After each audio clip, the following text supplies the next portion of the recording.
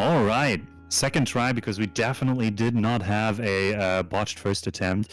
This is SpeedDocs bringing you Launch Party, starting it off today. Day number 2 of a already wonderfully successful weekend is Conception. Any percent Grim Fandango. CJ will deliver the commentary. My humble FC self will do the hosting. I hope there's not much to do, but y'all been so generous already. I don't mind being put to work. So, with that, take it away and good luck. Thank you very much. Yes, we have Grim Fandango here for you. My name is Conception2, and as Cannon said, we have somebody on my virtual couch here. Kind of, we don't, not incredibly important or anything, not, super important to the event, but if you'd like to introduce yourself, you're more than welcome to. Hi, my name is CJ. I drive the van. Yeah, in this getaway vehicle we call a speedrun. No, but this is Grim Fandango Remastered, which is a point-and-click adventure game, but it's not going to be quite as simple as you think. And me and CJ are gonna get right into it here. So timer's gonna start in 3, 2, 1, go. All right, here we are. So CJ, you want to tell us a little bit about who we're playing as here? Sure. So here's the deal. We're Manny Calvert, or Calvert if you're a one of those people. He's a Grim Reaper. He's not like a Grim Reaper. He's more like a Grim Reaper. When you die, you get a travel agent that sets you up with a travel package to the afterlife. So good people get to ride the Silver Bullet train to Heaven's Gate, and the other people have to go on foot for 4 years. And with like minimal exceptions in between, it's it's a pretty rough gig. So we're the skeleton guy. This is our boy. What's his name? Glottis. Yeah. You'll notice there's some like dialogue that's going on, and usually there are voice lines. If you ever play this game casually, the voice lines are pretty cool. Mm-hmm. But seeing as how we're speedrunners and all, we disable those and save some time. Yeah, that was found out relatively recently as well. Like I did runs of this game for quite a long time without realizing that was a thing. But yeah, it saves about 45 seconds over the run if you just disable the voice lines. So it's definitely worth it. We're also playing on the PC version, which has a few animation skips that are exclusive to this version. Which, to your point of playing on the saving time, PC is faster by a few minutes. Yeah, quite a bit faster, because not only do we have these animation skips that CJ is talking about, which is stuff like going through transitions and not having to wait, and skipping the long animation of taking out your scythe, for example. But we also are able to manage our inventory a lot better by using number keys to pull out items instead of flipping through our inventory to grab stuff, which is all you can do on console versions of this game. So we probably save like 10 to 12 to 15 minutes even over the course of the run. Just put that stuff alone. We're at the street fair, and you'll notice we're gonna grab 3 balloons here. These are important. Remember them. 2 of them are inflated, and 1 of them isn't. These balloons are gonna be used to help us solve some puzzles here in a minute. And the main routing thing here is just so that you get everything that you need on the first go round. You're supposed to not know what the balloons are for, and then find out what the balloons are for. Also, Manny topping his class and climbing the rope, and whoop! Yep, got that A+ in gym class with all those muscles that skeletons have, If nothing else, he excels in spirit. Exactly. At the top of the rope, you'll see this open window. We have to sneak into our boss's office so that we can change the automated message on his computer. And his secretary can sign a work order for us. Basically, we're on the precipice, quite literally, but we're on the precipice of discovering a massive government afterlife conspiracy. And Manny needs to know what's going on, so that's why he's all cloak and dagger right now. Yeah. In terms of that conspiracy, so what's going on exactly is, so Manny is this travel agent, as we've talked about, and he's finding out that regardless of how well his clients have been in life, everyone is getting the low class package, while his coworkers are being able to give away these, you know, higher class packages for nothing, which seems weird to him, understandably so. Yeah, so now we're going to, you know, this is the chrysalis of life. A little skeleton has been delivered unto us. And, yeah, that didn't go well for him either, you know? Unfortunately. Yep, exactly. We missed a cutscene there, but basically, his travel package is junk, unfortunately. So he's literally packed into a coffin and shipped off to go to the next destination, where he has a, you know, like CJ said up top, 4-year-long journey to get to the afterlife here.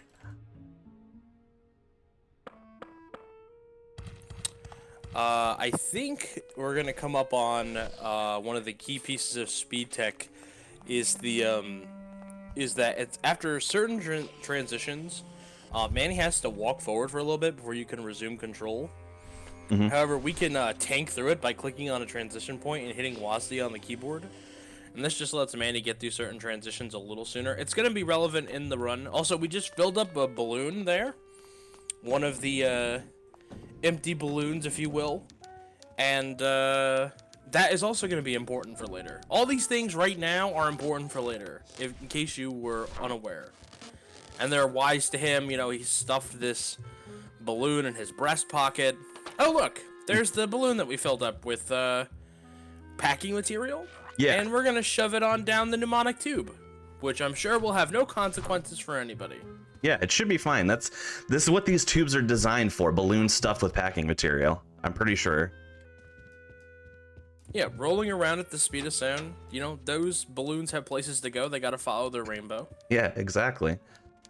Just let me be a little bit nitpicky. Usually this is your job as the excellent wordsmith you are, but it's definitely not a mnemonic tube. Pneumatic, right? Exactly. Yes. Yeah. Thank you, so it is a pneumatic tube. we really don't want pneumonia. Oh, also on that, the flying dinosaur. Why don't you hear him when he's taking a leak? Why don't we hear? Why? Because the P in pterodactyl is silent. Why? Why? Yeah. I don't know how my mind works, but keep going. All right, so meanwhile at the Legion of Doom, we just did a thing where we skipped having to put this fire out by doing this thing with the fire extinguisher, and then we were able to go right up to the door, make it so that the door will stay open when we can come back, and then we're gonna put a playing card here in the little thing. We're gonna jimmy it a little bit, and we've intercepted. You know, we're just we're being cantankerous. This is Meche. Mm-hmm.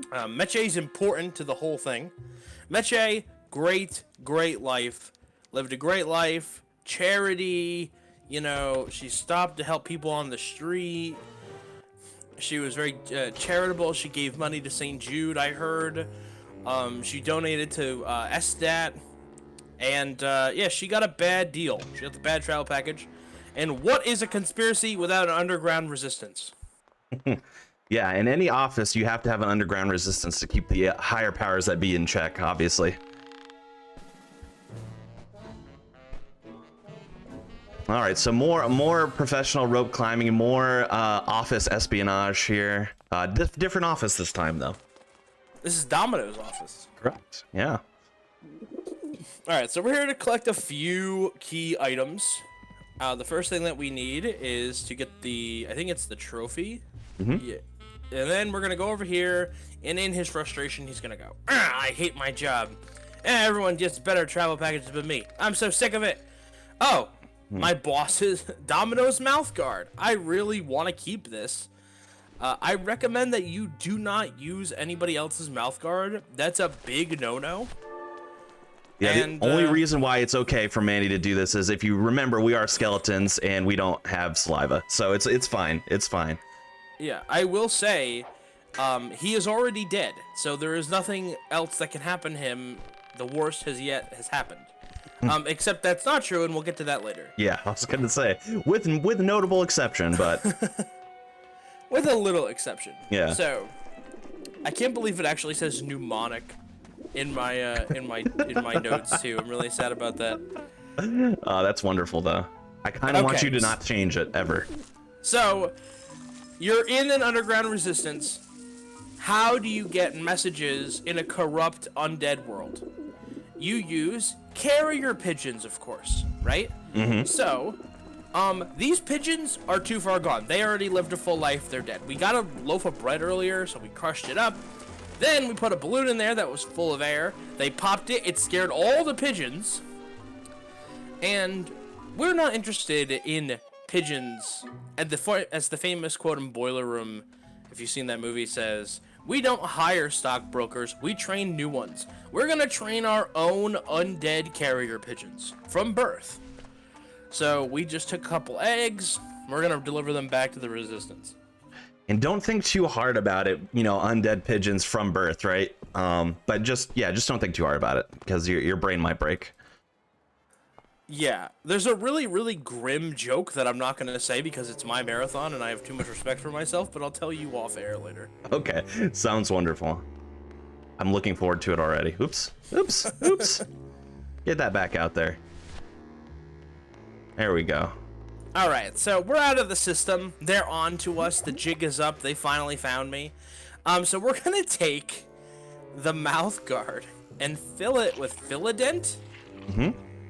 They got rid of our password, but not our dental records. So we're gonna take these teeth marks and we're gonna use it to access the computer.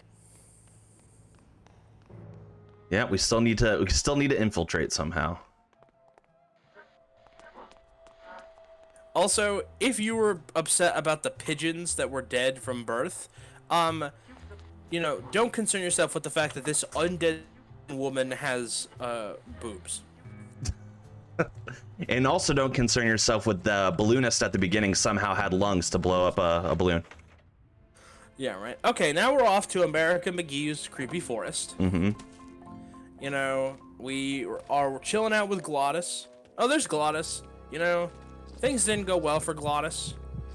There's like a heart that's a spider. There's a spider that's a bat.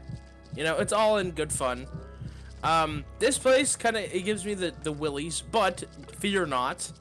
If you were a bad person, you have to walk through here to get to the afterlife. Yeah, kind of penance served in a way.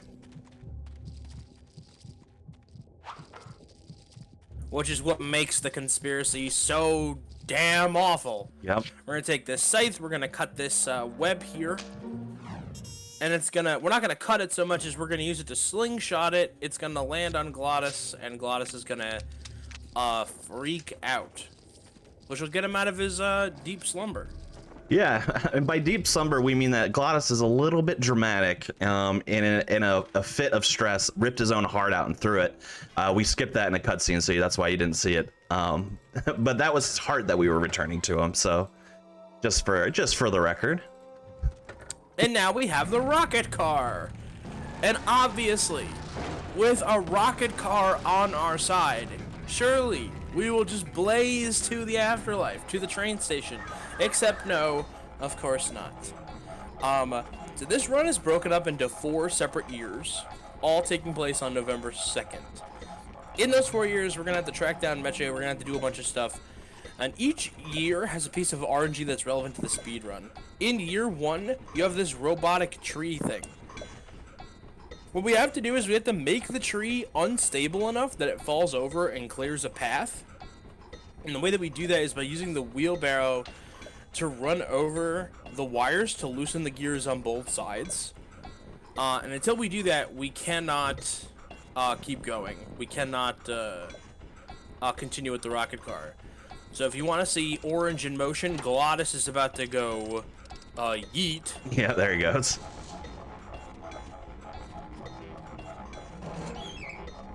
Yeah, this is, like I said, this is like one of the only RNG parts of the run. I got it exceptionally fast just now. That's probably one of the fastest times I've seen you do it. Yeah, that's pretty crazy. That might be. Maybe the split will gold. We'll see. I'll let you know. But that was really, really good. That was like exceptionally fast. Yeah, it was awesome. All right.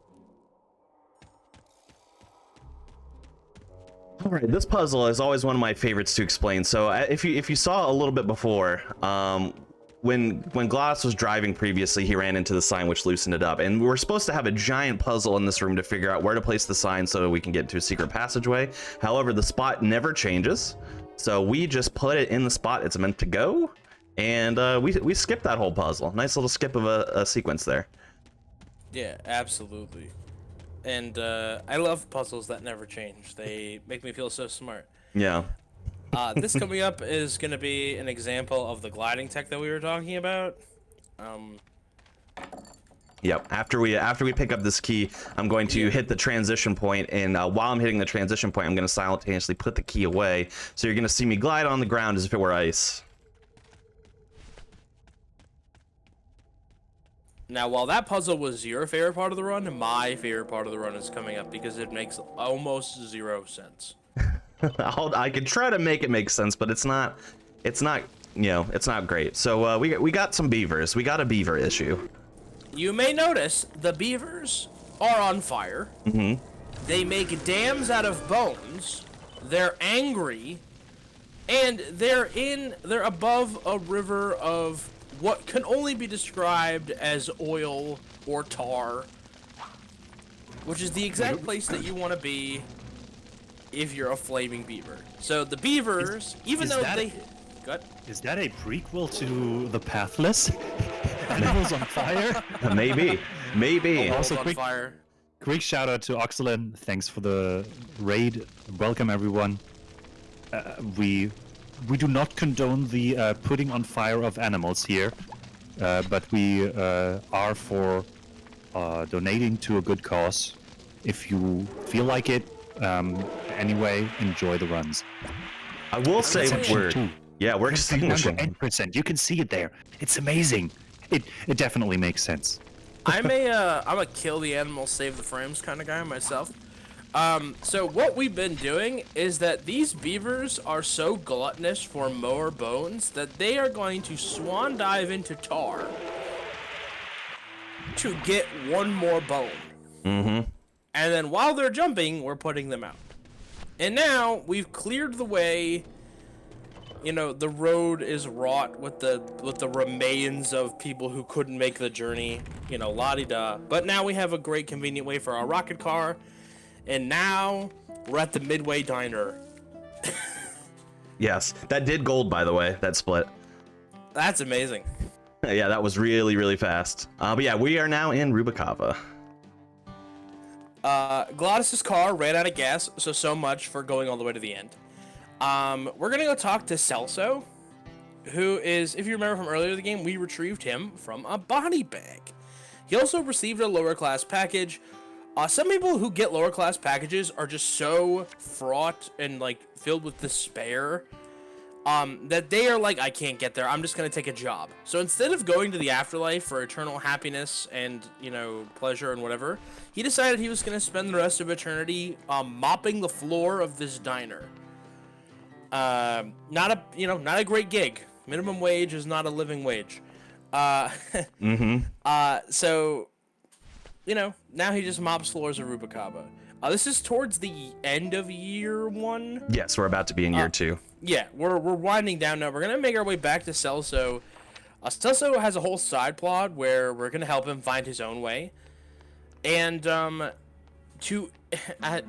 like, okay, maybe we got here before Meche, right? Now we're gonna be like, hey, buddy, we're gonna renew your vigor to get to the end of the road, and but then he's like, oh, that's awesome. That's great. Thank you so much. Now you can mop the floor of the diner. And by the way, it's carpet. That is one thing I haven't noticed yet. And I will say one thing towards Celso's motivations there as well is that he's also looking for his wife, which is why he's also stopped there, as his wife is meant to be coming by soon, and we are able to tell him that his wife has actually already passed by, which is why he leaves. Yep. Mm-hmm. So remember that old shoddy diner that we were just in? It's still Rubikava. We've turned it into a casino. We've become casino managers vis-a-vis, you know, Robert De Niro, Joe Pesci, except, a lot less violent. And now we're kind of like, hey, his wife already passed. We're going to wait for Meche. And then Meche and I and we are going to make our way to the Silver Bullet Rain, right? This is going to be what we do. And she'll stop through. Except, we just talked to the ship captain. Great news, Meche was here. Bad news, she left already. So now we have to get out of Rubicaba. This is probably the longest stretch of the run where you're in like one place, I think. Yeah, it definitely is. Mm-hmm. Yeah, and so this is the Blue Cricket. It's a pretty chill place. Blue Casket. I am blind. That is definitely an A. Blue Cricket would also be a pretty cool name for a jazz club / hookah bar, but alas, it is the blue casket. A little bit more fitting. It fits the macabre theme, but I just think the Blue Cricket would be a funnier name. We'll send that to the devs. See if they can make any last minute adjustments. Make new games? Yeah, so that's actually worth bringing up. So the remaster of this, which is what I'm playing, is created by Double Fine Studios, which is a relatively popular studio, actually. So they are still in making all kinds of games as well. The original developer, of course, was LucasArts. So they're making games, I guess, but not quite in this vein. Absolutely. More in a galaxy far, far away kind of vein. All right, so here's the deal. The only way out of Rubicaba the way that we can get out is we gotta get on a boat. We met the ship captain, but nothing is ever easy. We have a few puzzles we gotta solve. The captain has a boat that we have to get on, but he's not just gonna let us get on the boat because, we're a casino manager, not a sailor.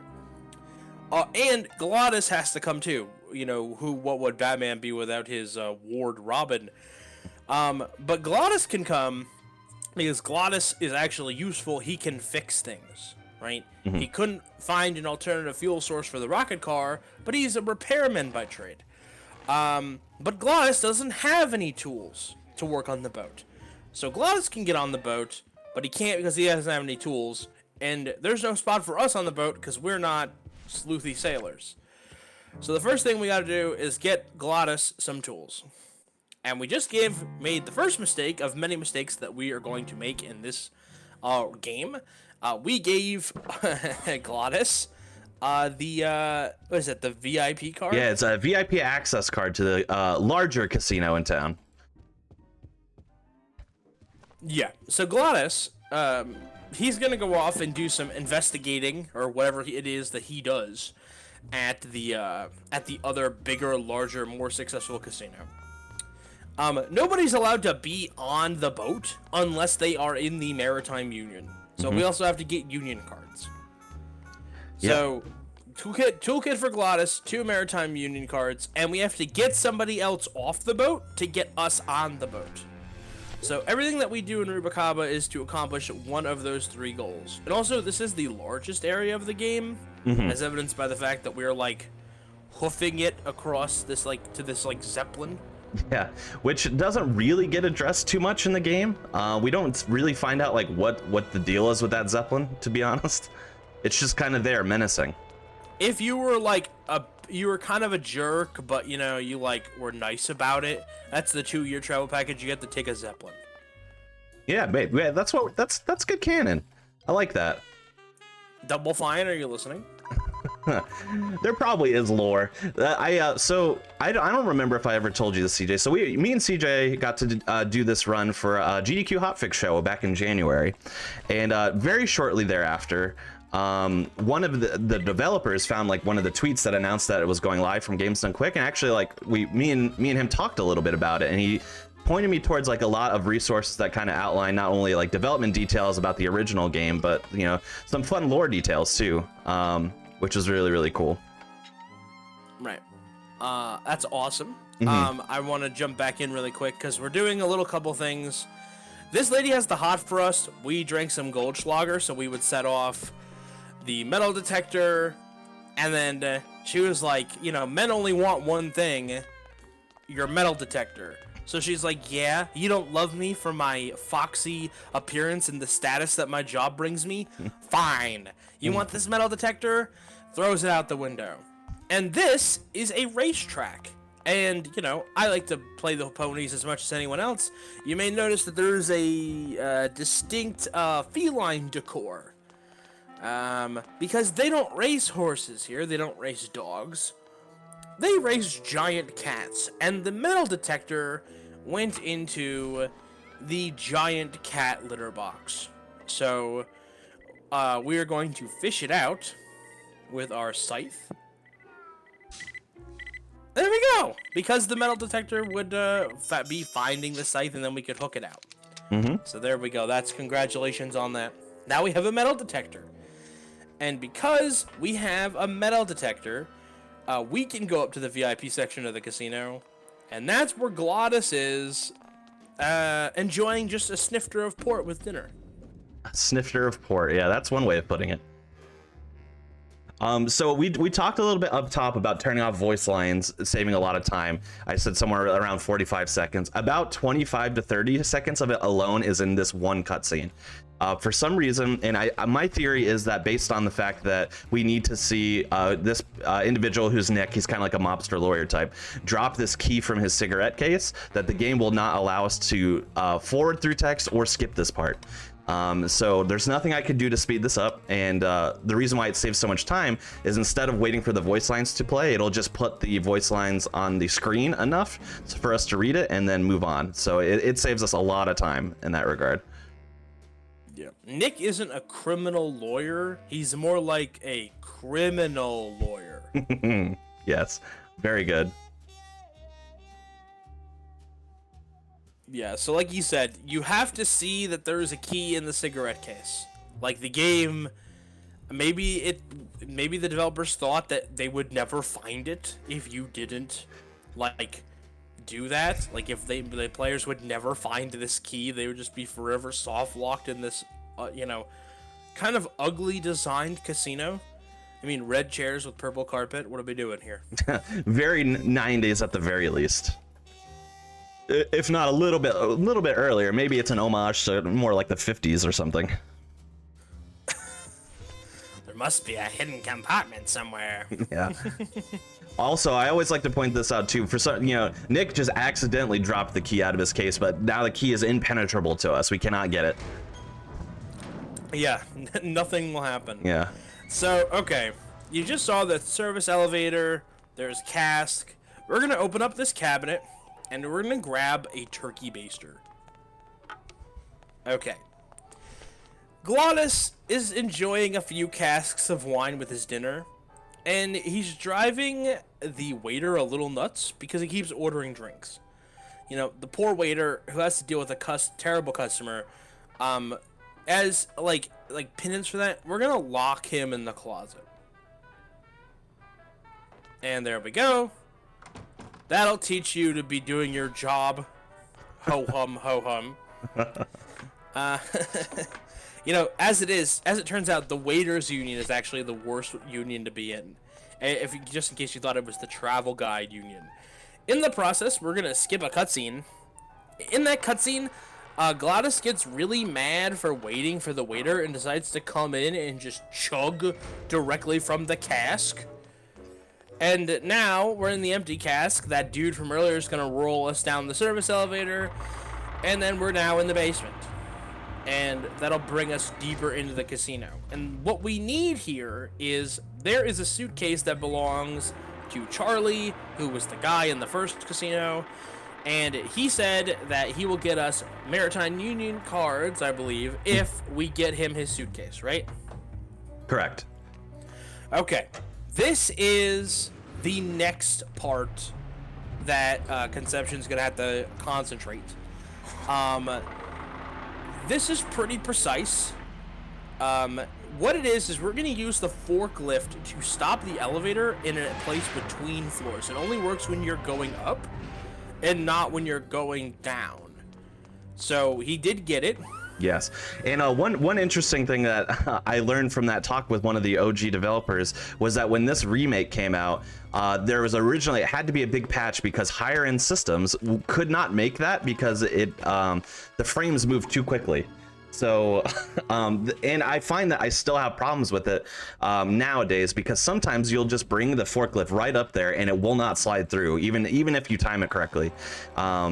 And which to the point is for marathons, I actually have a save file that, so instead of, you know, taking the elevator all the way back down, then taking the elevator back up again, it wastes like a full minute. I'll just reload a save instead because we don't need to see all that animation. Absolutely. All right, so we got Nick's or Charlie's briefcase, and then he's like, all right, that's far enough. And you might be wondering, why is a skeleton acquiescing to a man with a gun?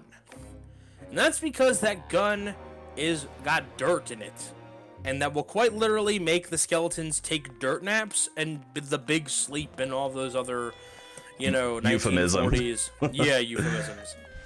I'm gonna give you a pair of cement shoes. Yeah. Right? And so skeletons, if they get shot with these dirt bullets, whatever. Also, just casually, there is a blowing up area. Yeah, and this one of my favorite parts. Yeah, so like I understand it from a security standpoint, having a chamber like that for 4 bombs, right? So like, oh man, there's a bomb, let me throw it down there and it explodes and keeps everybody safe. Fair enough. But why do you have a chamber that causes an explosion? What security measure could that help with? And under what circumstances would a bomb that explodes a tin case not destroy the silver key? I don't know. It's, yeah, so you have to, weirdly enough, in this Land of the Dead video game, you have to suspend disbelief a little. Yeah. Also, what was in that was a bunch of, that suitcase that Charlie wanted was a bunch of first class tickets. Mm-hmm. So that's why he went to such lengths to get it and to then consequently steal it from us. Is this somehow related to the conspiracy? Who knows? It is. You're only allowed to have 1 ticket to the afterlife, which is gonna be important later. Now, after I'm gonna visit the the lighthouse, that's right. I always forget the lighthouse. Hey, it's maritime in a way, you know. They like lighthouses, I'm sure.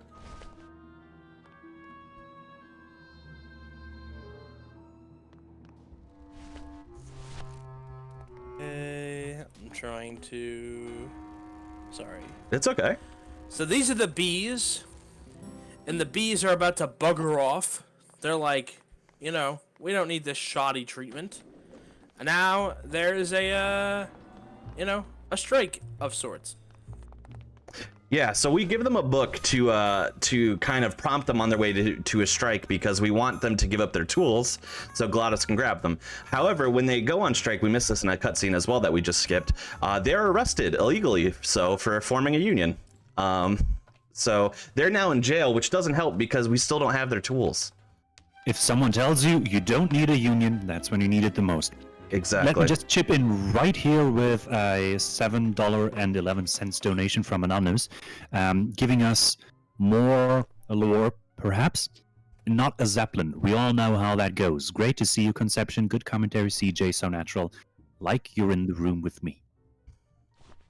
Oh, that's nice. Thank you to Anonymous.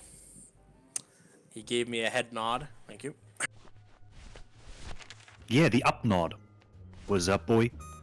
We are good. There's a case of stringent updock going on here. CJ. What's SpeedDocs? Heyo! I did it because nobody else would have to. Thank you. Ligma. Nope. Don't make me. I'll bring out the Rodney Dangerfield. Oh, when I was a kid, I went with my parents to the beach, and I lost them. I said, Mister, you think I'll ever find them? And he says, I don't know, kid. There's so many places they could hide. I bet you didn't expect some Rodney Dangerfield with this run, but we try to provide the best here at SpeedDocs Launch Party for you. I'm telling you, this is the experience you just don't get from other marathons. I can agree with that. Now we're gonna go to the tattoo shop. This is the tattoo shop. Of course, the way that you enter the tattoo shop is through the roof. Mm-hmm. As any good tattoo shop would be. As one is wont to do. We're gonna, I saw Daddy kissing Santa Claus. Mommy kissing Santa Claus. Maybe Daddy. Yeah, who knows? It could be, either way. So, we had that turkey baster earlier, and we needed that because we got a bunch of brown liquid. And we're gonna, this big guy, he's like, ooh, needles. He's like, I need a swig of the beer. All right, go back and keep going, guy. While he's getting the tattoo, we're gonna put some of that brown liquid in there. He's like, all right, give me another shot. And, he's, yeah. He's gonna Lights pass out. Yeah. Used hookah water is what that brown water is, by the way. Chuka water? Hookah water, like from a hookah. Oh. Yeah. Yeah. Don't drink the bong water, children. That's never a good idea. Yeah, definitely not. And the reason why, by the way, that we had to poison this person just so we don't seem like, completely nefarious, is that if you recall, we needed a... Oops, I pulled out the wrong item, of course. There we go. We needed a reason to get on the ship. As you could tell, Naranja is a sailor, right? So we're going to knock him incapacitated so that we now have passage aboard the ship. However, the tattoo artist here just gave a call to the ship captain that says, your boy passed out drunk, don't worry, I'll make sure he shows up for work in the morning. So it doesn't fully help our situation. So we're gonna grab some dog tags to help out, and then meanwhile, we just got a glitch for no reason. Yeah, don't lose your head, Nate, please. You said it's a visual glitch that happens during the speedrun? Always at that part. Yeah, always at that. And for some reason, it consistently happens there. I don't know why. That's so bizarre. Yeah. So we stole his dog tags. We have the bedding slip machine that we got. And that's important. But we got the dog tags, and the dog tags are going to be important because every other plan that we've had to get on the ship has been a colossal failure. I believe that the betting slip machine is another puzzle, but it's the answers the same every time. Correct. Yeah, you're meant to do some more like lore investigation, talk to some people, find out some more clues, so you could figure out what date you're meant to put in the machine to create a fake betting slip to get this result. But because the lore never changes, that means the answer to the puzzle never changes. So we make it pretty easy. Yeah, and the reward for the betting slip is that we're gonna get a compromising photo of Nick. Mm-hmm. Maybe it's him in a mound of dirt. I'm not sure. It's him making out with his boss's wife or girlfriend. Oh, yeah, that's worse than the dirt thing. Yeah, it sure is. Yeah, so Glottis is a little bit of a lush. And, he has a problem. There's nothing funny about alcoholism, people. Mm-hmm. Get help. Mm-hmm. Today, you too can complete the 12 steps, but Glottis's alcoholism is his slip's gonna be showing a little bit here in a few minutes. It's just unfortunate. Yeah. But we use this compromising photo. Yeah, go ahead. Go ahead. I was gonna say we use this compromising photo to convince Nick to lawyer up for the bees, so that we then have their tools. And then we get the bonus of being able to punch Nick in the face for being kind of a scumbag. So a ring-a-ding-ding, sucker. Ain't that a kick in the head? A kick in the head. We're not Bruce Lee. Ain't that a hole in the bone? All right, so remember those dog tags that I was talking about earlier, and then remember that doesn't happen right away. I think it's about to happen now. Yeah, so This is the morgue. An unfortunate reality of the afterlife is that people get shot with dirt and they die. And so, we have the metal detector. So we're just gonna, while the guy's not looking, he's got the garden shears and everything that are like floating up and down, apparently. Yeah. We're gonna use the metal detector, and then we're just gonna ever so casually, while he's looking at us, toss the dog tags onto that other corpse. He definitely didn't see that. Yeah, he definitely didn't see that. Now he's gonna find it. He's gonna be like, "What's this? What's this? There's magic in the air." I'm gonna call the sea captain and tell him his boy is over here. Different skeleton. Damn it! Yeah, it is a different skeleton, but he doesn't know that. Yeah. Listen, I don't break into song and dance for everybody, for all the runners. I know, you have to appreciate it, and I have to imagine this mortician is looking at these corpses and thinking of happier times in Christmas Land. Can you can you imagine dying dying in the real world and then ending up oh, there's a skull on the moon in the background. That's kind of new. Yeah. Imagine dying and then coming back as a mortician in the afterlife. Yeah, I'd be like, oh man, what did I do to deserve this? Oh, I really bet on the wrong horse. So our days of being a hot casino manager are near the end. Yes, we're almost done with year 2. So we have the tools. We have the oh wow. Yeah, we got it fast. Yeah. That was the RNG section of year 2 there. Yeah, and you did it instantly. Yeah. Yep, we got lucky. Again, Didn't even give it time to preface it. I've done this before though. Yeah, there we go. Okay. So if yeah, go ahead. Good. Yeah, I was gonna say, so that's just a cutscene skip there, but I accidentally tried to skip it too soon, so I got kind of locked in a limbo state. But I was able to walk out of it and back into it pretty quickly to fix it. Luckily. Don't blink, you'll miss this part. Yeah. We're on a boat. We got on the boat. It's exactly what we wanted to happen. Yo ho. It was actually a sailor's life for me. Pirates took the ship. Pirates killed most of the crew. It's just us and Glottis. They locked us in the engine room, which is weird because not only is it the engine room, it's also the anchor control area. And so they locked us in here. So we have the ability to maneuver the boat and maneuver the anchor. And again, you have to take one of those leaps of faith with logic and just appreciate that this anchor is gonna rip the ship in half. Yeah, so to solve the puzzle, what we're meant to do is we move the ship over so that there are 2 anchors on each side. Now they're slightly tilted. We have the anchors go up and down so that they grab each other, more or less, and then we use the ship's controls to rip the ship in half, which goes about as well as you would expect. Yeah, you only get but so far with half of a boat. Now we're on the ocean floor, Glottis being some sort of demon and us being dead. We're not gonna drown.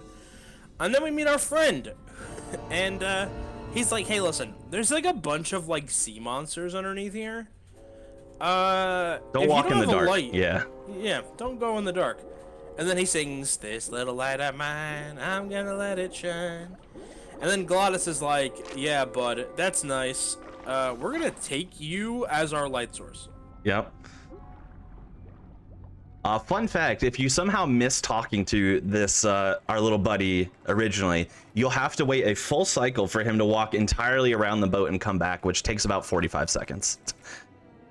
Ooh, big time waste. Yeah, we don't want to do that. But luckily, it's really easy to hit. You just have to be near the edge and then just hit the use button as soon as you can. And it's almost impossible to miss. But I did miss it on my first time because I was trying to click and I just kept misclicking and stuff like that. There is another boat, but unfortunately, it's currently being possessed by a kraken or octopus of some sort. And so that's going to be a no from me, dog. Rightfully so, rightfully so.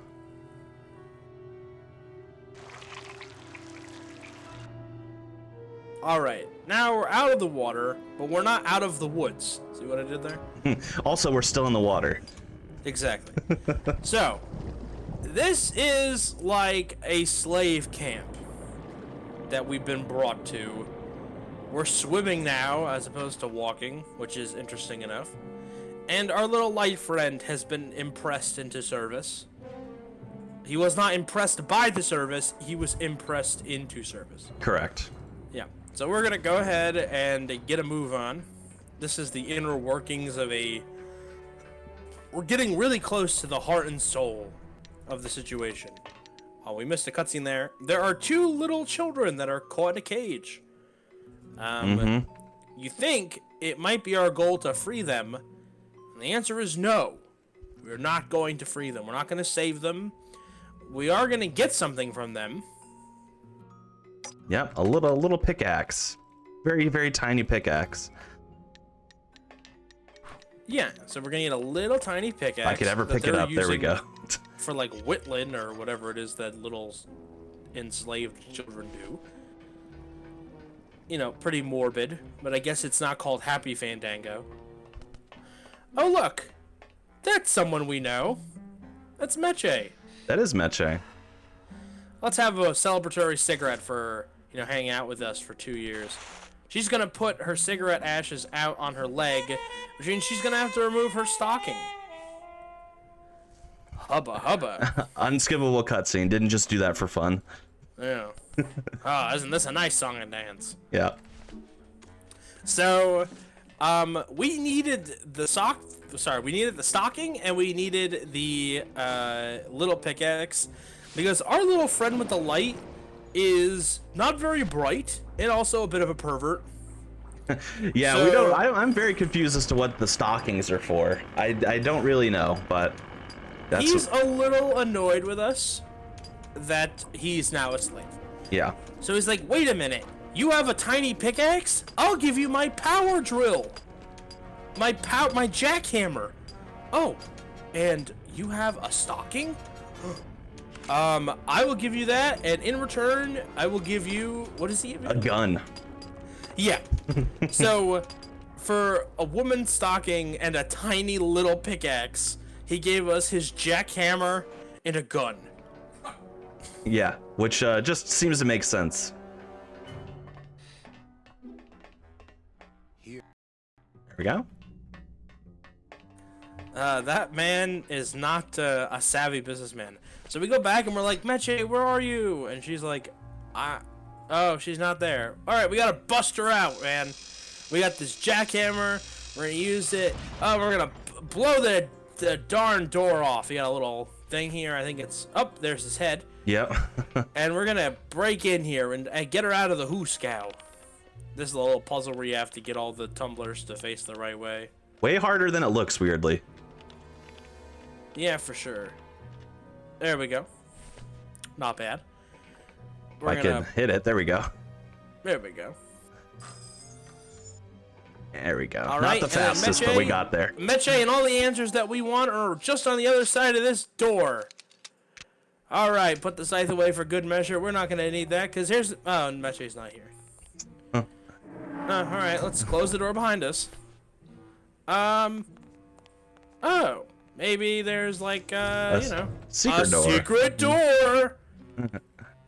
Where she was. All right, will you stop fuddling around and come with me? We need this big axe. And that was actually a really good piece of speed tech there. So we need to grab this big axe in order to create a hole in the floor by dropping it. When we grab the axe, we're meant to move at like it's got to be like a third of our normal speed, or at least or half at least. It's really slow.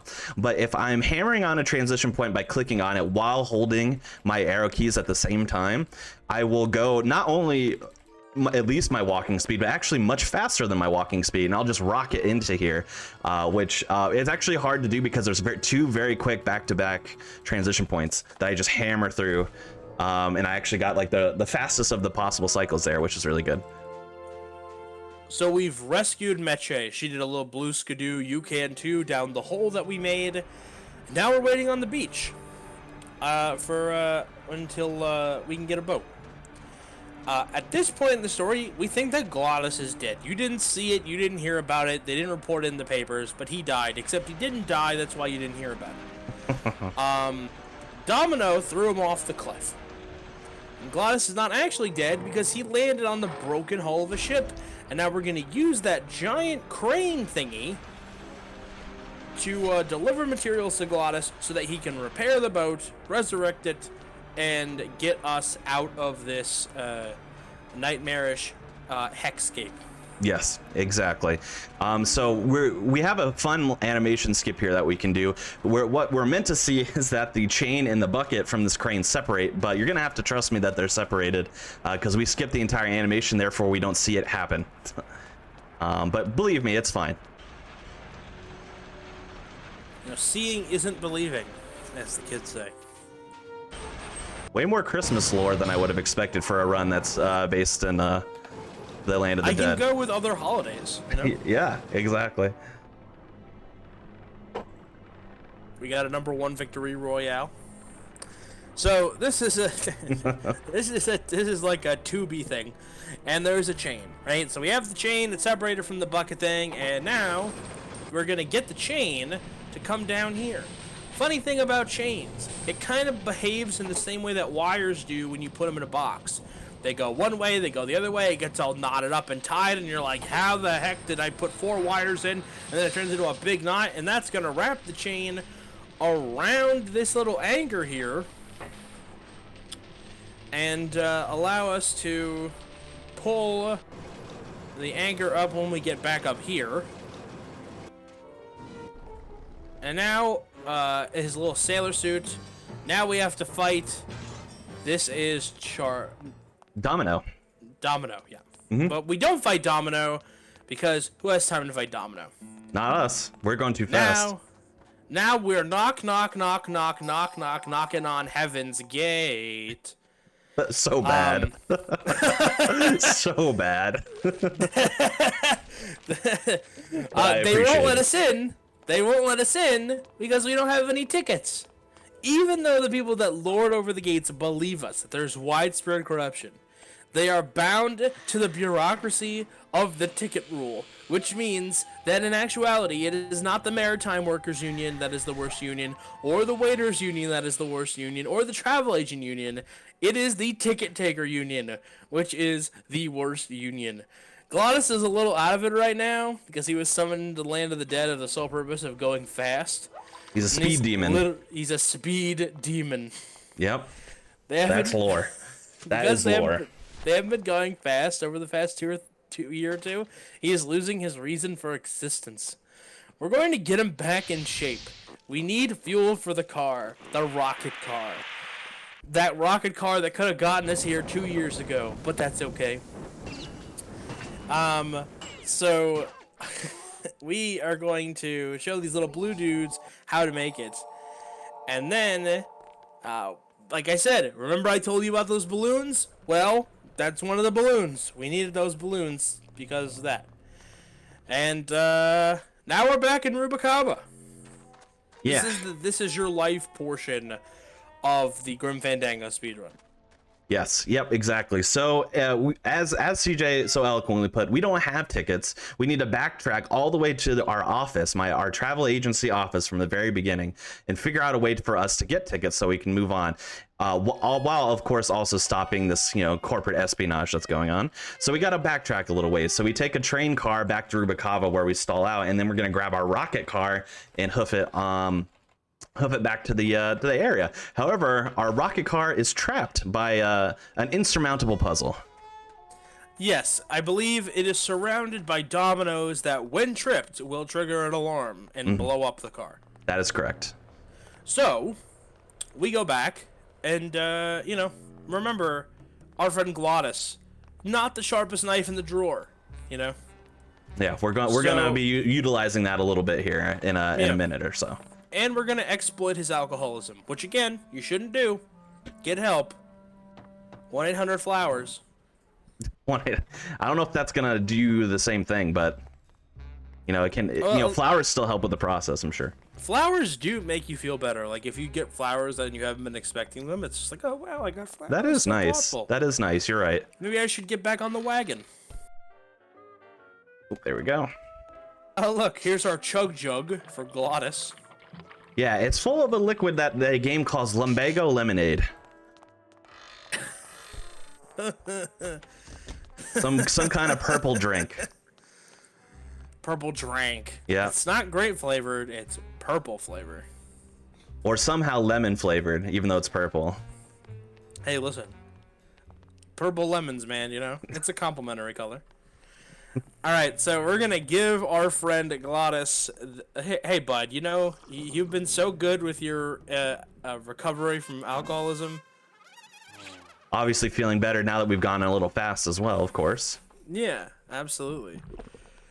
And possibly the most like you're gonna have to really just trust the game on this one.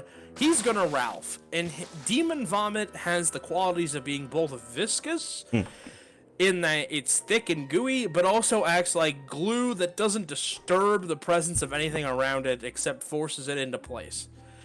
And so, when you combine those two things, we've effectively created an ice over situation over the dominoes and the bomb.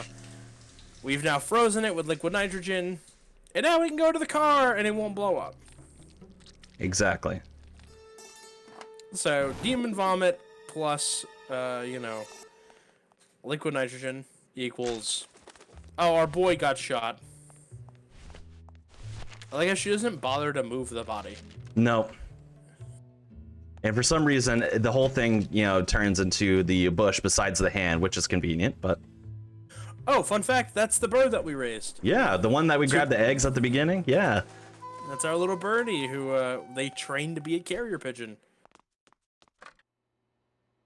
Yeah, you don't want to run the risk of having a double agent pigeon in your roost, Yeah, exactly. You got to be sure.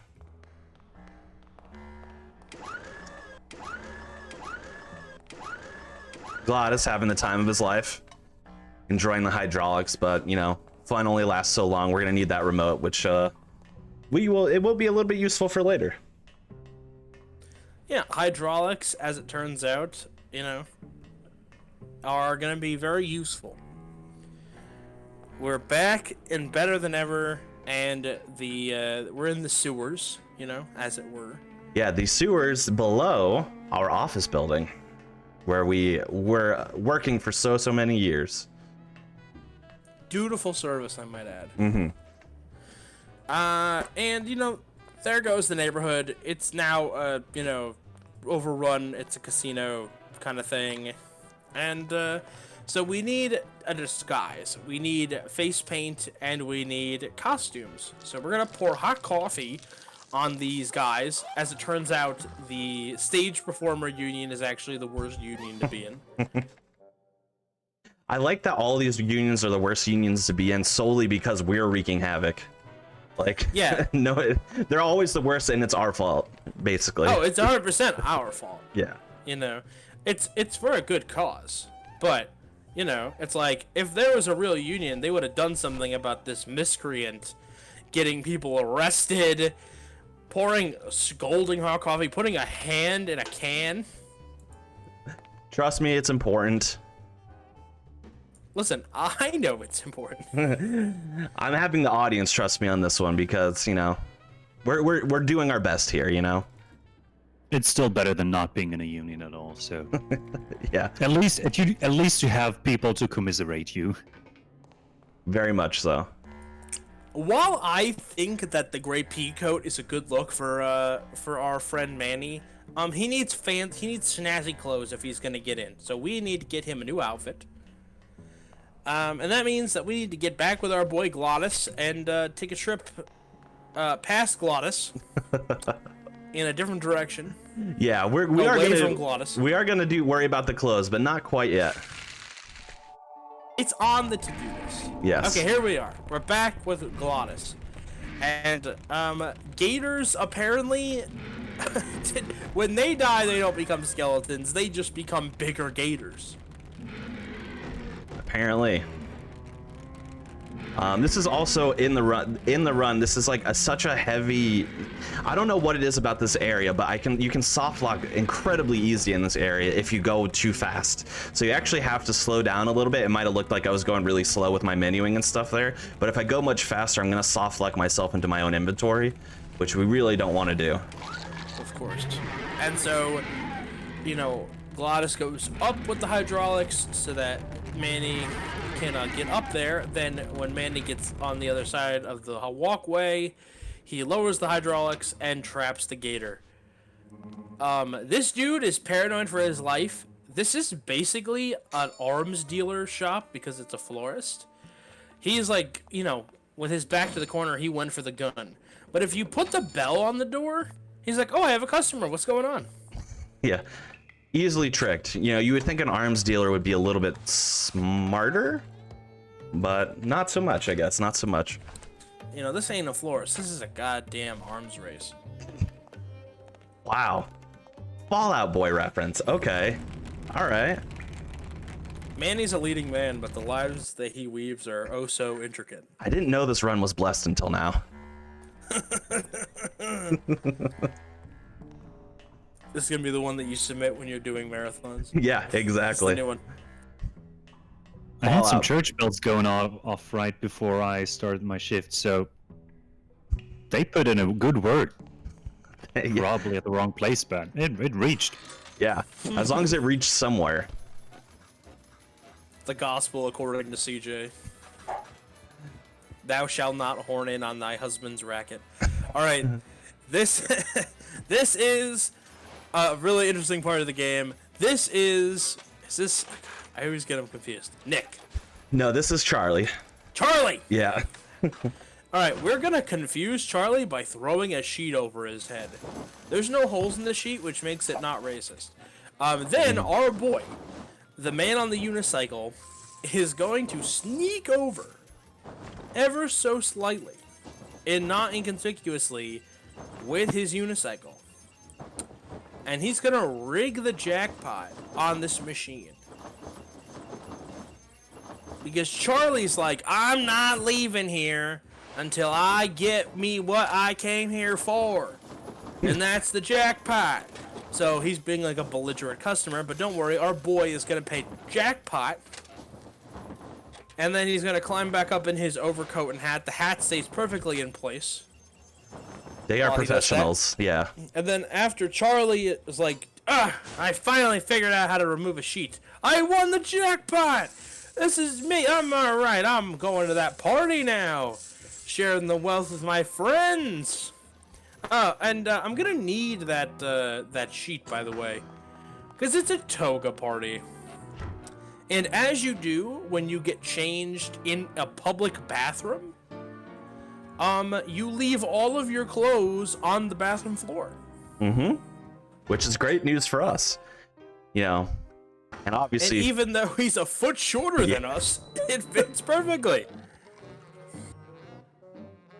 What's this purple guy's name again? I don't remember. Hold on one second. Oh, jeez. I think it's... Is it...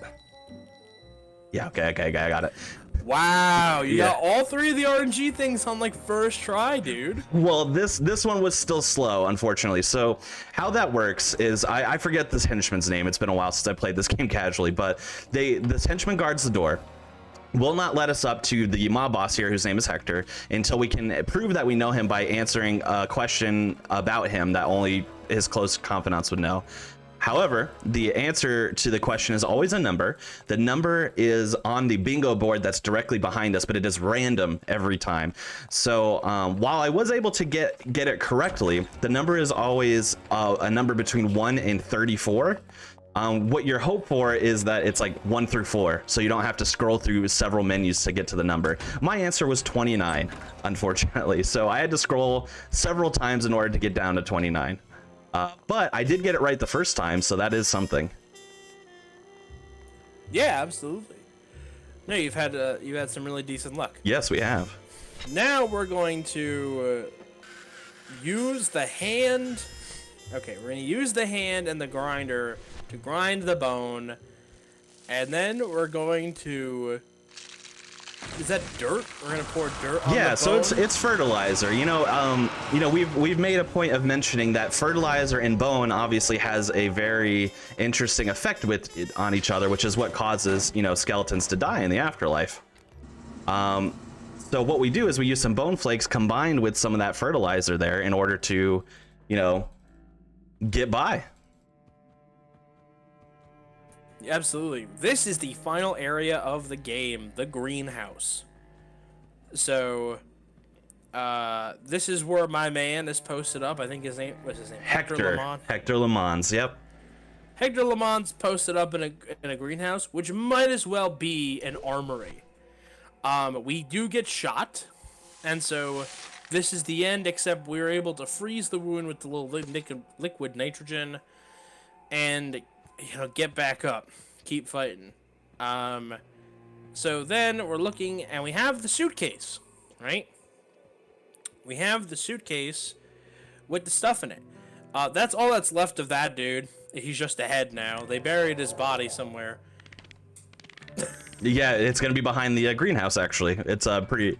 What we're going to do... So this key, this ticket, is attracted to the owner's body. So we're actually following the ticket to go and find Salvatore's body, Salvatore being the resistance leader. Luckily, the body's, again, in the same spot every time, so we luck out in that regard. But the reason why we need to find his body is because we need a key to the trunk to get some weaponry to combat Hector here.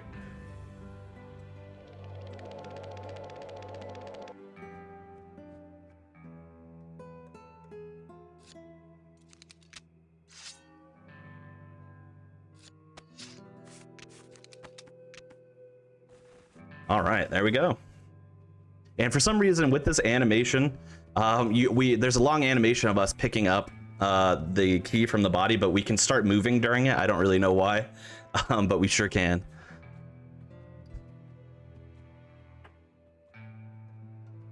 All right. Yeah. So we're getting ready. We're ready to square off in the trunk of the car. That's also something that we needed. We have lots of ammo. And now we know better, right? We know better. We just got shot in the chest by this dude. We're no match. We're not a gunslinger. And it's really not the point of a point-and-click adventure for you to blow someone's head off, right? That doesn't seem fair. No. Or equitable, or, you know, like something that would happen. So we're gonna shoot it into this this chamber here, which this is a greenhouse, so makes sense that this is probably not gonna go well. By the way, time is coming up. This is my last input here, so get ready on time.